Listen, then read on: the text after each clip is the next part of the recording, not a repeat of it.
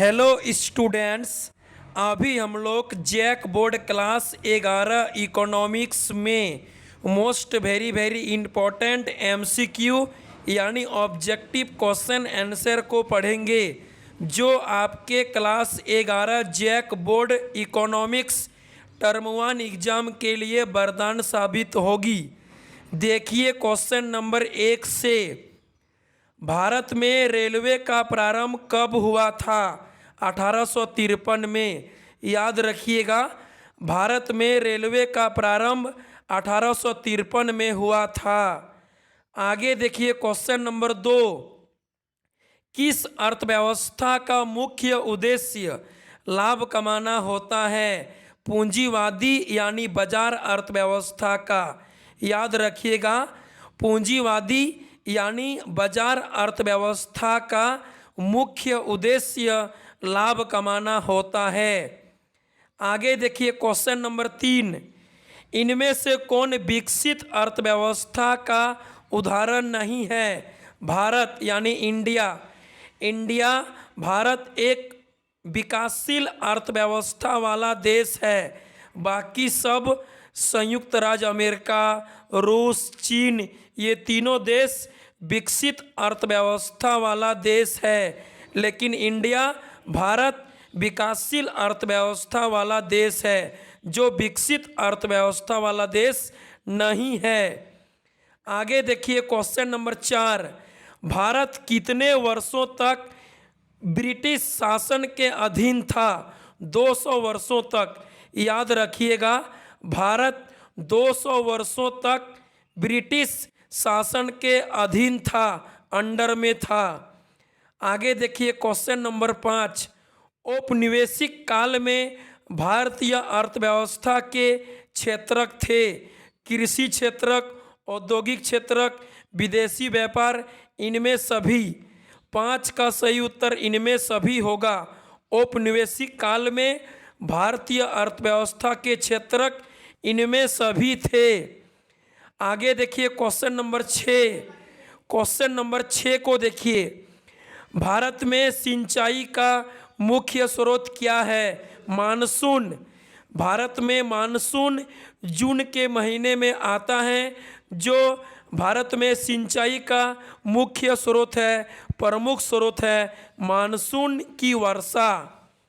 आगे देखिए question number 7, WTO का पूर्ण रूप क्या है? WTO का फुल फॉर्म क्या है? WTO मतलब world trade organisation, world trade organisation यानी विश्व व्यापार संगठन। WTO मतलब विश्व व्यापार संगठन, वर्ल्ड ट्रेड ऑर्गेनाइजेशन।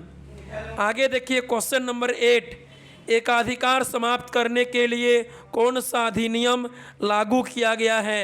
MRTP। एकाधिकार को समाप्त करने के लिए MRTP अधिनियम लागू किया गया है। आगे देखिए क्वेश्चन नंबर 9, भारत के सेंट्रल बैंक का नाम क्या है? रिजर्व बैंक ऑफ इंडिया है, RBI है। भारत के केंद्रीय बैंक यानी सेंट्रल बैंक का नाम reserve bank of India, RBI है। आगे देखिए क्वेश्चन नंबर 10, भारतीय रिजर्व बैंक का स्थापना कब हुआ? सन 1935 ईस्वी में। RBI का स्थापना 1 अप्रैल 1935 में हुआ है। आगे देखिए क्वेश्चन नंबर 11, भारत में अभी तक कितने बार नोटबंदी हो चुका है? 3 बार। पहला 1946 में, दूसरा 1978 में और तीसरा 8 नवंबर 2016 को। भारत में अभी तक 3 बार विमुद्रीकरण यानी नोटबंदी हुआ है। आगे देखिए क्वेश्चन नंबर 12, 3 वार्षिक योजना की अवधि क्या थी? 3 वार्षिक योजना की अवधि 1966 से 69 तक थी। आगे देखिए क्वेश्चन नंबर 13, भारत की दूसरी औद्योगिक नीति किस वर्ष घोषित हुई? 1956 में। भारत की दूसरी औद्योगिक नीति 1956 में घोषित हुई है। याद रखिएगा, भारत की पहली औद्योगिक नीति 1948 में और दूसरी औद्योगिक नीति 1956 में घोषित हुई है।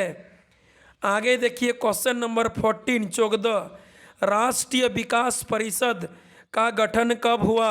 1952 में राष्ट्रीय विकास परिषद का गठन 1952 में हुआ है। आगे देखिए क्वेश्चन नंबर 15 अर्थशास्त्र की सभी समस्याओं का मूलभूत कारण क्या है?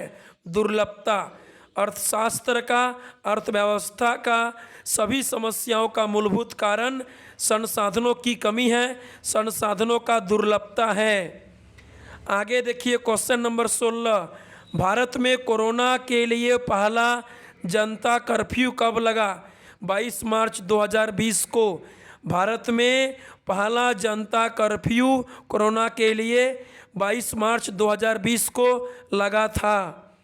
आगे देखिए क्वेश्चन नंबर 17 किसी वस्तु की कीमत को तय करने के लिए किसकी सहमति होना आवश्यक है? क्रेता और विक्रेता दोनों की। किसी वस्तु की दाम को तय करने के लिए क्रेता और विक्रेता दोनों का सहमति होना आवश्यक है। आगे देखिए क्वेश्चन नंबर 18 ब्रिटिश काल के समय भारतीय अर्थव्यवस्था कैसी थी? पिछड़ी और अर्ध सामंती थी, मिश्रित अर्थव्यवस्था थी। ब्रिटिश काल के समय, ब्रिटिश काल के दौरान भारतीय अर्थव्यवस्था पिछड़ी और अर्ध सामंती थी, मिश्रित अर्थव्यवस्था थी। अंग्रेजों ने भारत में मिश्रित अर्थव्यवस्था को जन्म दिया। आगे देखिए क्वेश्चन नंबर 19 नंबर सवाल देखिए पूरे भारत का कितना प्रतिशत कोयला झारखंड में है? 40%। पूरे भारत देश का 40% कोयला झारखंड में है, 40%।